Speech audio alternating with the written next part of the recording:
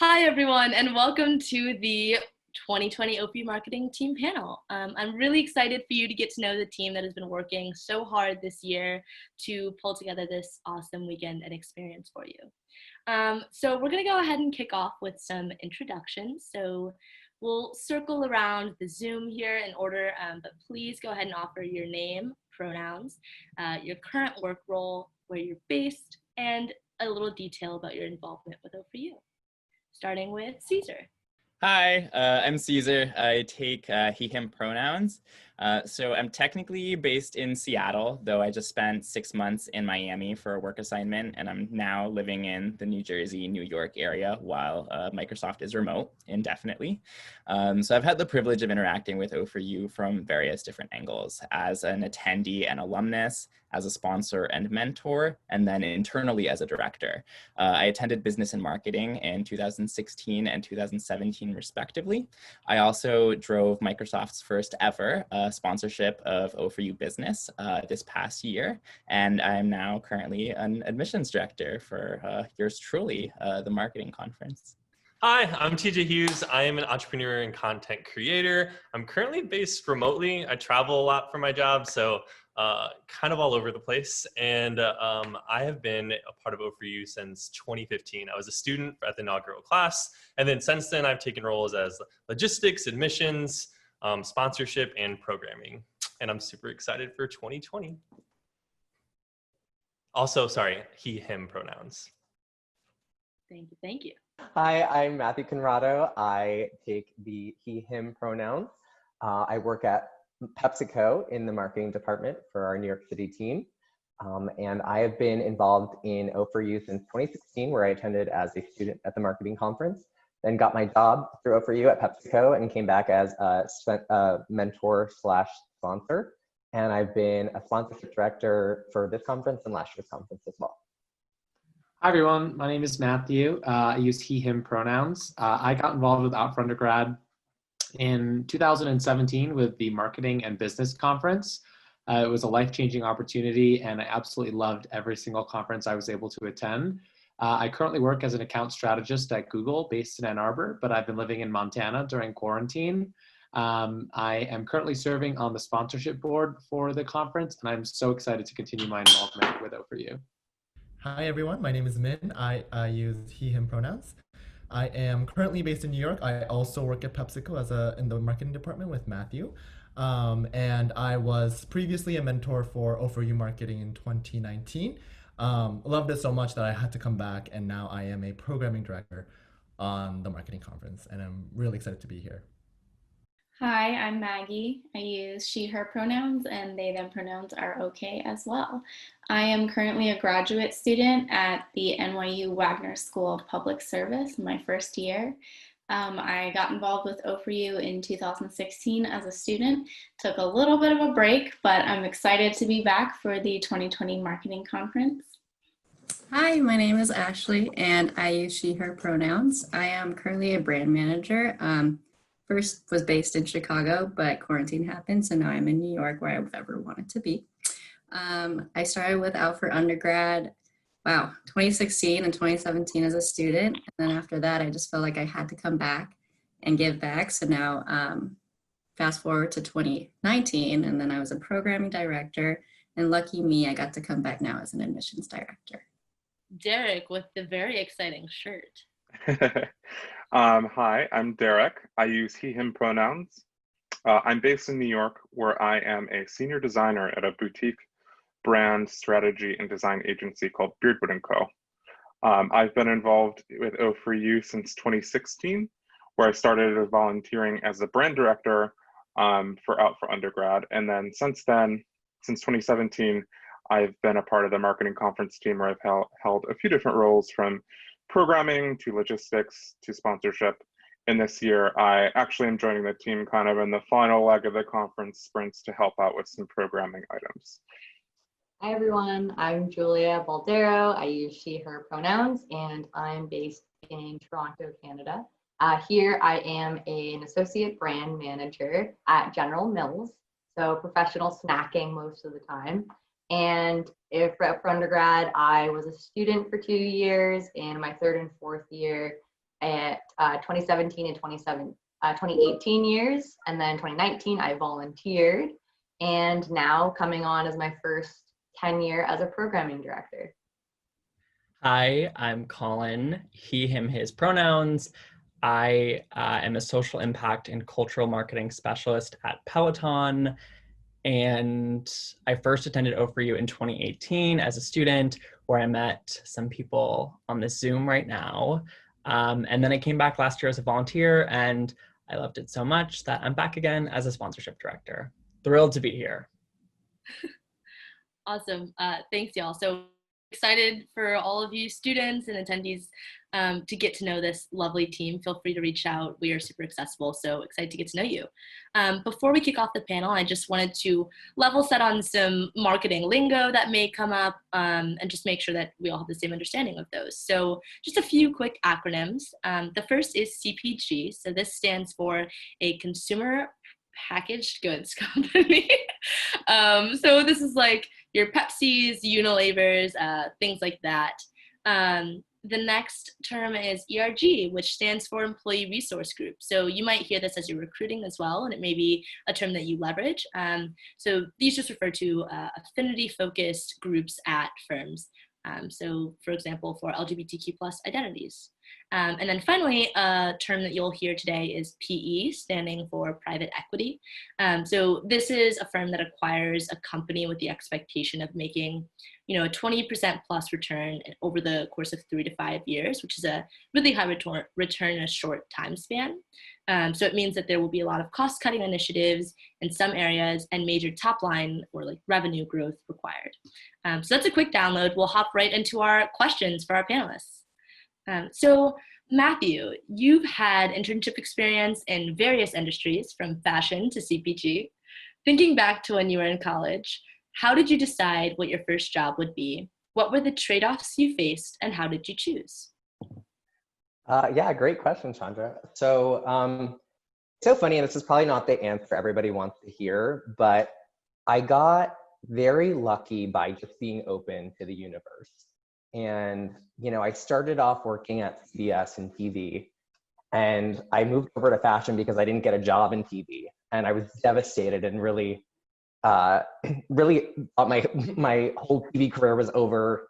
And I somehow landed a job at Michael Kors and then worked at Calvin Klein and worked at John Barbados because I accidentally met the president of Michael Kors, who became the CEO of John Barbados. Like, just everything that I have done has been kind of just showing my personality. And then even Pepsi, like I met the mentor at one of my mentors to this day at Pepsi. I met it out for undergrad, and we made a joke. I made a joke with him at the happy hour at the introduction. So I never thought I'd be working for a CPG company. Always thought I'd be working in fashion. But I would just say, and the advice I could give is just be open to everything and open to people who come to you and the people you meet. Everybody who comes into your life is there for a reason, and you never know who will open a door or who will offer you your next life-changing role. And I'm so grateful to be at the company I'm at and so grateful to be working on the stuff that I do right now. So yeah, I would just say again, just don't plan, but also be open to if your plan doesn't fall through. Thank you, Matthew. That is very insightful and informative. Derek, turning over to you. What's life as a creative look like at a high level?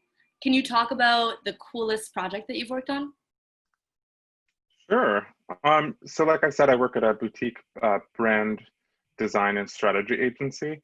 We actually do a lot of primarily work for packaging CPG goods. So some of the clients I work with include Hill's Pet Food, Colgate toothpaste, Palmolive dish soap, as well as some of my favorites like Swell water bottles and a bunch of other cool brands. So one of the things I love about my job is that I'm allowed to combine creativity with strategic insights and help our clients meet their business objectives.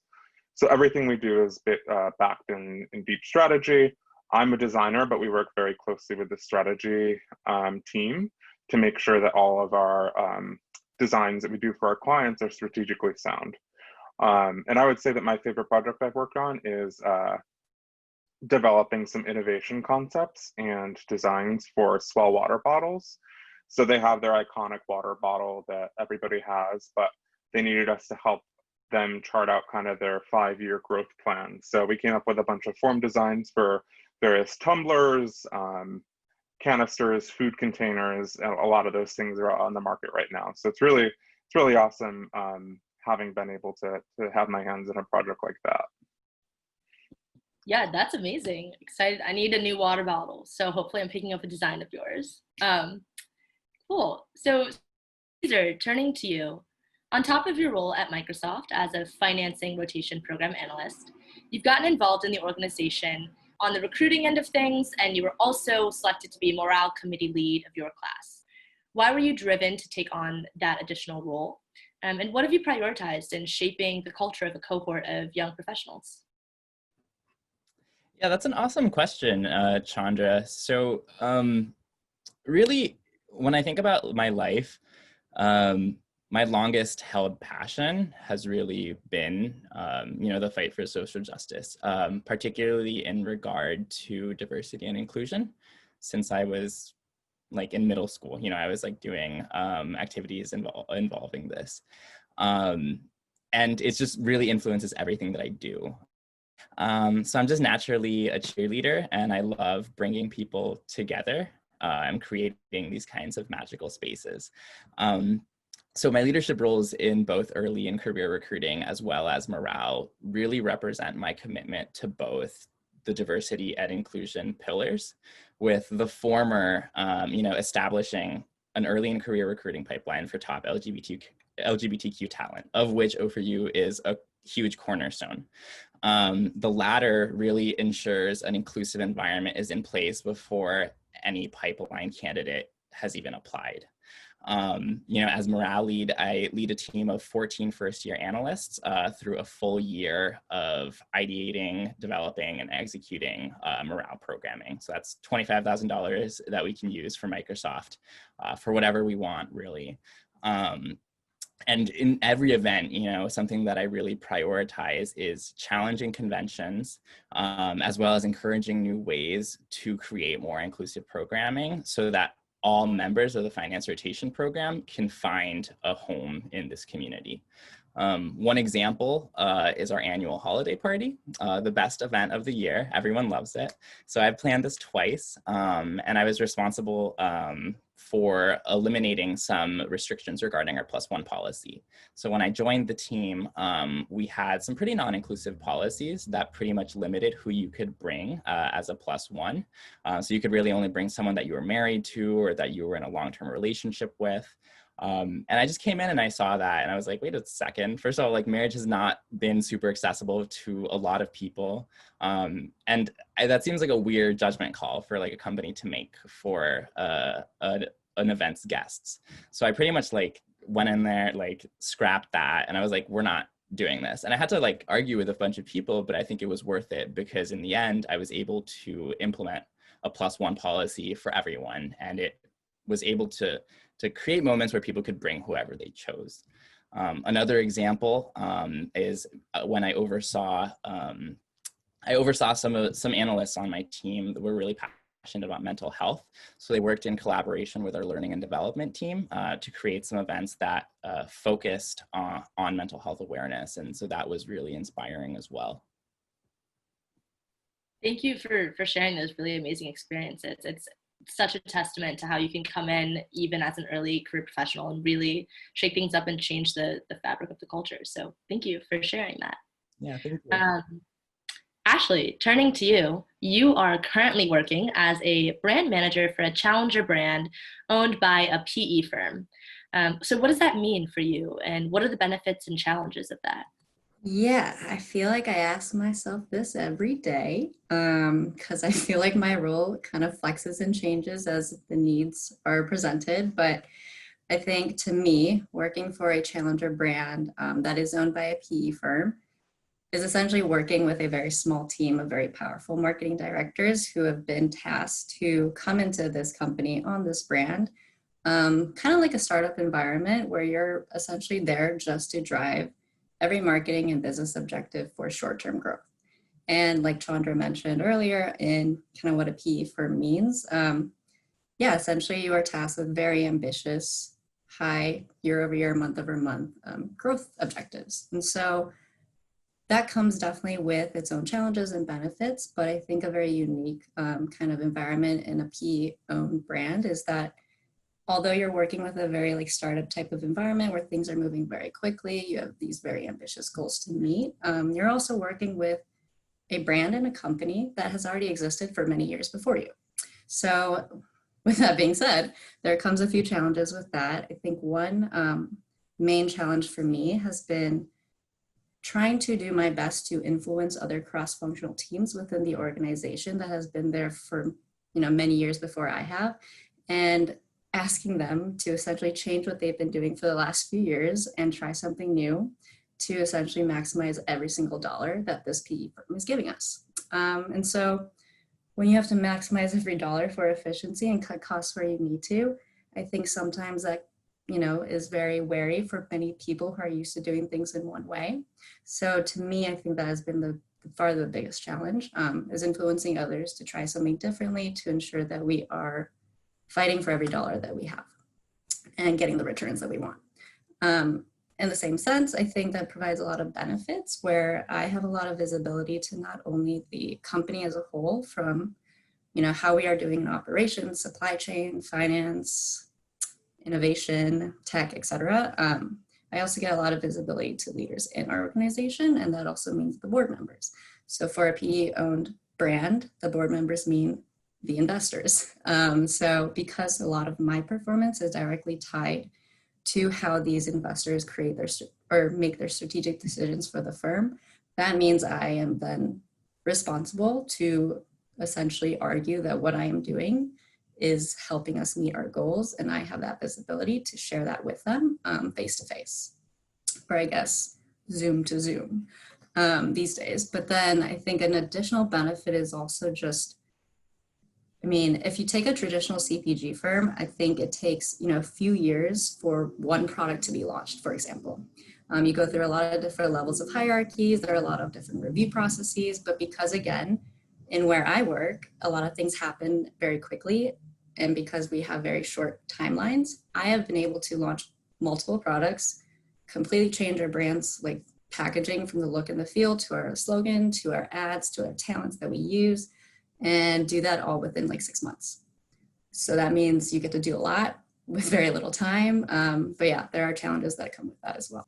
Thank you. We have such a team of like upstarts here, but I love hearing about your experience because it really highlights just how varied a brand manager role can look depending on the firm you're at. So for students, I encourage you to continue to ask questions around brand management and roles and what it looks like at different dynamics at different firms.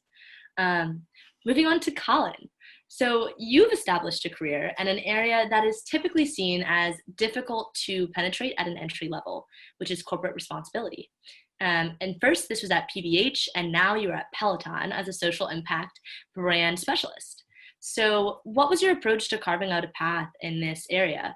And what does your job entail? Yeah, I kind of fell into it by accident. Like I didn't have a master plan, especially when I was in college. I went in thinking that I wanted to work in like TV, or entertainment or something similar to Matt Conrado.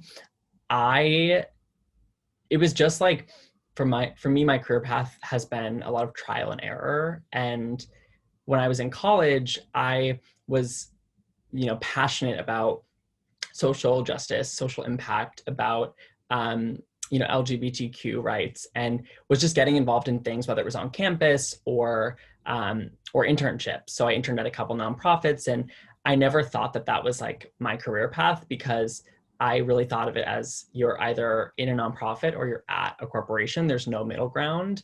And then I kind of just like fell into the middle ground. I was working at a nonprofit. They happened to be working on a corporate partnership. And I was like, hey, that's interesting. Like, can I learn more?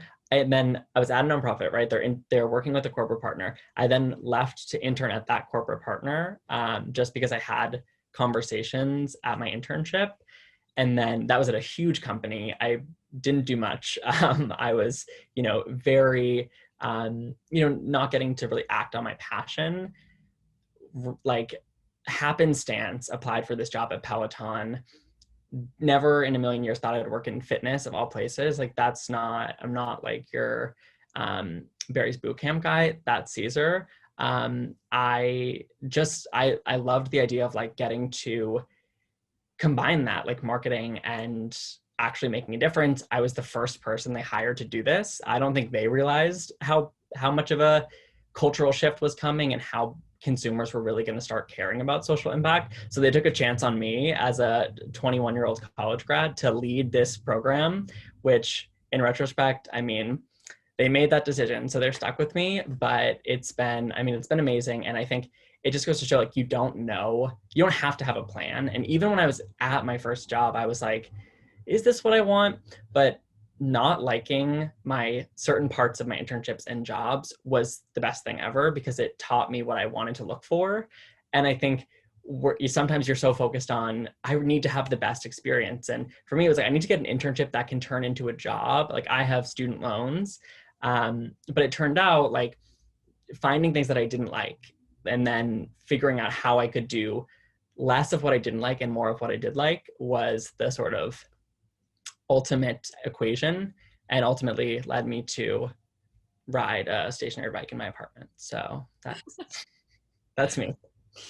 Yeah, thank you. I'm hearing a great through line in you and Matthew Conrado's stories, and also others, which is just like one of the biggest things you can do as an early career professional is keep your head up and figure out, you may only know this world of jobs here, but you just working on a project and saying, hey, what they're doing is interesting, can I learn more about that, has led to this entire path. So I encourage everyone who's watching to just keep your head up, keep asking questions, and be open to a very flexible path, because we've all experienced that and leads to great things. Okay, so Julia, alongside your duties as an associate marketing manager at General Mills up in Canada, this year you also led the launch of the organization's LGBTQ+ ERG for all of Canada. What has it been like for you to navigate that kind of initiative in tandem with adjusting to life as an early career professional? Great question, thank you. It's definitely was a scary thing when I was first starting that. And I knew that when I was joining a company, if they didn't have an LGBTQ+ ERG or employee resource group, that I would be the one to want to start that. And it was hard when you're young, you're new, you're scared about your work life. You're saying, how am I supposed to get buy-in to do this almost extracurricular? And it was scary. And I remember I started talking to people about it, but what I knew was when I was able to bring my whole self to work, I was able to bring my best self to work.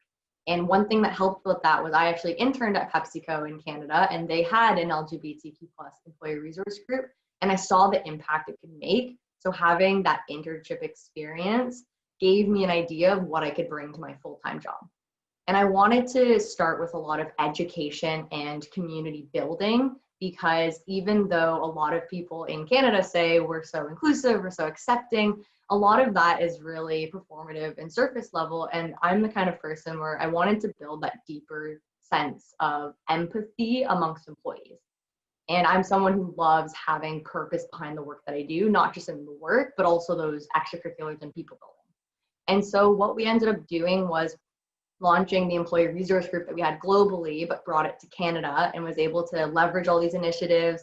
We actually had Cindy Love Cindy, our amazing executive director of Undergrad, come do a virtual keynote, which everyone loved. And I think what shocked me the most was the amount of a lot of people who were excited by this. And I didn't think that so many people would be interested. I only knew of 4 LGBTQ+ people in the workplace. I assumed it would be that 4 plus me showing up, but there were so many people that I was able to meet through this.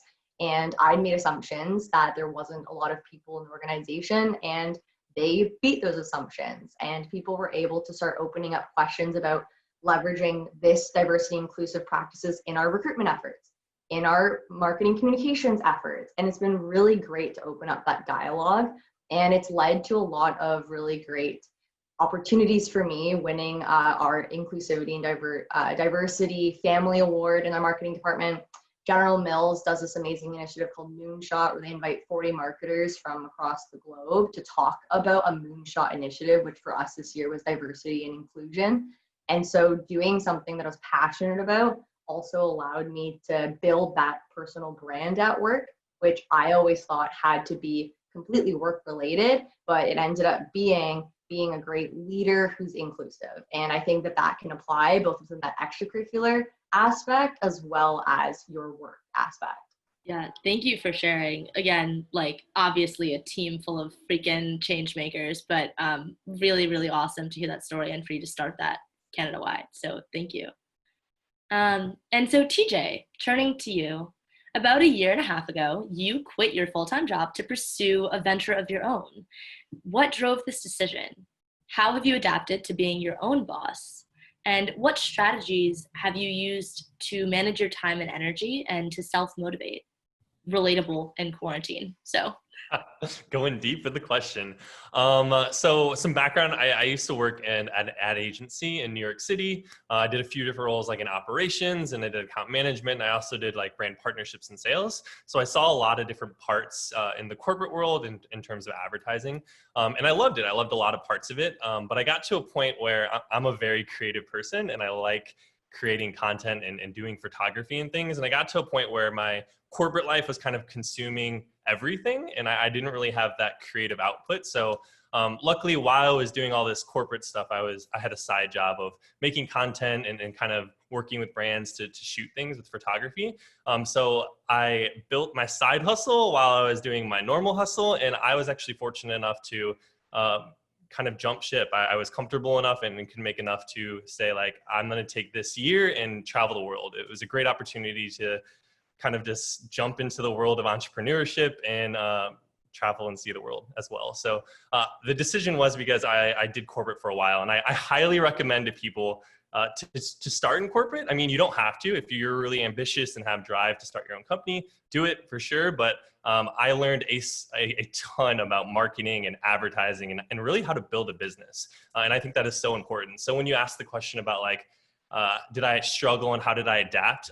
I did, but as I had my corporate job. So that was a big benefit. I got that paycheck every like 2 weeks, which is really, really helpful when you're building out a business. So when I kind of jumped fully into my own kind of work, it was definitely tough. You get those times where you just want to, especially because I was traveling, where you just want to like lay out on the beach and explore new cities and all this stuff. So I'm not going to lie, for the first like month or two, I kind of went crazy and didn't do that much work. And then I kind of decided like, hey, I'm moving too much. I'm traveling too much city to city, week to week. I slowed down and I decided to spend at least 1 month in one country. And that time gave me time, like downtime, to focus on emailing brands and working with these hotels and tourism boards. Because when you own your own business, you're doing all those roles. You're doing sales, you're doing finances, you're making the contracts. There's a lot that you need to know, and you kind of figure out on the way. So the adaptation kind of came after I went a little too lax, and I was like, okay, I need to kick into this a little more. Some strategies that really work effectively for me is being in a setting that is like allows you to focus. So I would go to cafes a lot in different countries with fast Wi-Fi and food. So I had no excuse to leave, and I would sit there for hours making sure I like worked and edited and created content. So that strategy really helps a lot, and kind of planning things out. I learned that I was really spontaneous and kind of like jumping to place everywhere, and really putting calendar times of saying like, I'm going to be in this place and this time to do this. It is like life-changing in a way. And once you kind of get those commitments and your business starts to pick up, you'll work with a lot of brands. When you start getting those deals in, your life comes a little more normalized.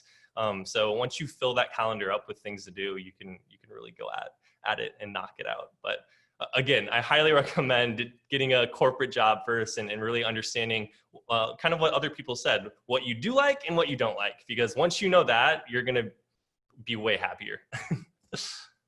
Yeah, thank you. And those strategies for self-motivating and keeping an organized schedule are super helpful regardless of whether you're working for yourself or working in a corporate role. So thanks for sharing those. So Min, turning to you, you have worked across multiple brands at Pepsi, which is a huge CPG company.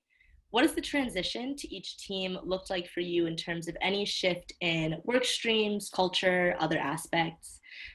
What are some of the benefits and challenges of rotating into different teams in the organization so early in your career?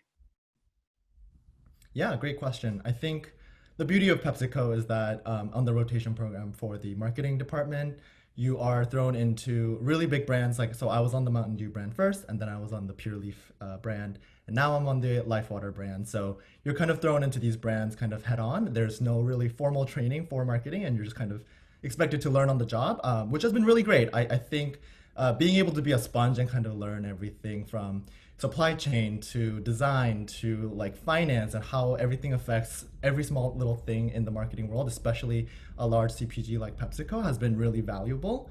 I think as a junior analyst, there's so many opportunities for you to learn all these things. And I think one of the biggest lessons that I learned at PepsiCo in the 2 years I've been here has been being able to absorb and learn as much as possible. And as Colin and TJ have mentioned, you get to learn like what you really don't like about marketing and what you really love about marketing. For me, like I'm not a data person. So when my first role was a data driven role, I was like, oh, this is like, okay. But then I got to learn the beauty of design, data design. And I was like, oh, this is, you get to learn something from it, but this is not something I want to do in the long term. So there's a lot of value in that. I think one of the drawbacks of being in a rotation program is that you're kind of put out of a role as you're kind of planning for the next year, or you're kind of in the middle of executing a program that's near and dear to your heart. So you just have to say, you have to let it go, but you can be just as proud of your work once it launches and once it executes. And I think one of the biggest lessons that I've learned from being switched from like one culture to another team culture is you got to really bring, as Matthew said, got to bring your full authentic self, and that doesn't just mean your marketing skills, but your full self. Like, so I'm an introvert, so even just putting a Zoom meeting on someone's calendar is like very anxiety driving for me. But I made the effort to kind of do that for all the team members on my team every time I rotate, just to have the conversation of like who they are and who I am. I've been able to do other opportunities. So I always tell them my hobbies. I'm a photographer. I love graphic design, even though I kind of suck at it. But those kinds of small conversations have allowed me to grab opportunities elsewhere that's not the brand or the team. I've been able to design for ERGs, and I've been able to photograph for teams. So I really love the lesson that you should bring your full authentic self and all your skill sets that you have, because you never know when that's going to be an asset for the team or be a very valuable thing for the team. So I think PepsiCo has been a very meaningful and impactful experience, and I think Matthew can attest to that as well. And yeah. Thank you. Shout out to Pepsi, our consistent sponsor of O4U Marketing. Cool. So Maggie, you have worn a number of hats as a paralegal, bartender, author, and most recently, a grad student. So during the first few weeks of starting a new job or a new school program, you're meeting a lot of people and learning a lot about the organization and your role within it. Do you have any advice on how to make the most of this introductory time? Absolutely. I'd like to answer this question kind of like two-pronged. First, from kind of like philosophical standpoint, and then from a practical standpoint, which complement each other and yet are also kind of at odds. So when we think about something as an introduction, we're thinking like, oh my gosh, pressure, okay? Like first impressions matter, it's an intro, I wanna like show my most authentic self, I wanna show my best self out there to everyone. But really like my biggest piece of advice for this time is to not think of it as an introductory time, think about it as a transition time. I'm sure everyone here who started their first job or their second job or their third job remembers how exhausted they are at the end of the day. You go through the whole HR onboarding, you're meeting new people who are your colleagues and people who are above you, potential mentors, trying to network, and it's very overwhelming. So I think the first key thing is to take care of yourself, make sure you get enough sleep, make sure you're hydrated, make sure if you're an introvert or an extrovert, you're touching base with yourself and making sure you're comfortable in these interactions. And then from that key change of thinking about introductions as really transitions, take the time and think about that period as more of a long game. So if you're thinking about networking, don't think like, oh my gosh, I have to make such a great impression and I have to, be in the same room as a CEO in the first week or else I'm never going to get a promotion. Think about, these are people who are in your long-term ecosystem. These are people who potentially you want to be in your life for longer than the duration of the job or, the project or, in this case, the volunteer organization term. So switching over to the practical, once we've kind of like gotten in the mindset of like, okay, we're long-term networking, we are establishing genuine relationships with the people around us, take your time, look for people that you'd like to talk to and you'd like to learn from and you'd like to have a relationship with, and establish yourself with them as a person of interest. People love to talk about themselves, so the best way to kind of ingratiate yourself with someone is to ask them about them. And one really important thing in a professional realm is kind of navigating the parameters of the professional relationship.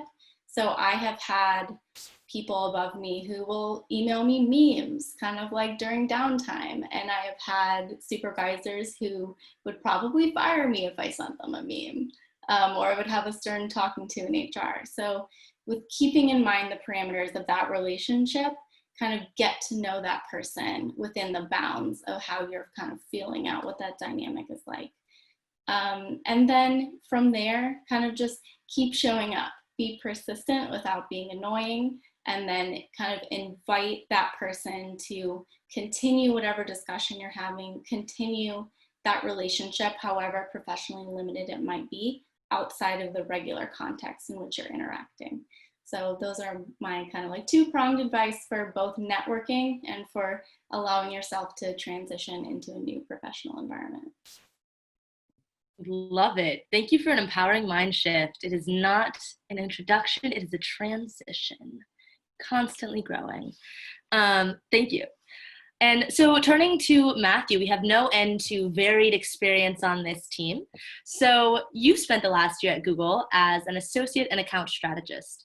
Outside of your 9-to-5, you manage an Airbnb in Northern Michigan. What does sales and marketing look like in tech? And how do you balance that career with your side hustles? Well, what I would say to start off is side hustles have been something that I've really been drawn to and really interested in ever since high school. Just constantly trying to think of ways to really save money and just be able to have financial independence and freedom. So throughout college, I was really focused on doing a lot of cycles and just things that were kind of more short term in terms of like making money and being able to afford things. And then it wasn't until senior year that I realized, wow, I really should pivot a little and focus on a career. Kind of like TJ was mentioning earlier, being able to have that steady paycheck and that steady income is really important to be able to then pursue your passions and interests. And on top of that, you have the opportunity to learn and experience and take a lot of great things away from that corporate role when you are ready to make that transition. As you've heard from every single person on this panel, we have all had such different paths to where we are today. And I would say that don't be discouraged by the fact that you're a senior going into, looking for a role. I didn't have a single internship up until my senior year. And I was, going into recruiting cycle thinking, oh my God, I'm never going to get hired. I have no work experience. Everything doesn't look good on paper. There are all these side hustles. And sure enough, it did work out. And I have learned a lot of great skills at my role at Google, being in the sales and marketing side of things. I kind of landed in this role pretty coincidentally. It was just kind of, I applied, I got it. I didn't really have a great understanding of what I'd be doing. Fast forward a year, and I've been able to help over 300 businesses invest properly and really drive a lot of revenue for their own businesses. They're able to hire more employees. They're able to send their children to college. They're able to just have more profitable and prosperous businesses. And that's really rewarding work for me. And then on the flip side of that, I get to see how all these businesses make money and continue to develop my own side hustles in ways that I'm interested in. So what I would say is that really be focused on the here and now and use any type of experience or passion or skill that you have in your advantage to really work towards any role that you think you could continue to develop yourself and continue to get new skills from. Thanks.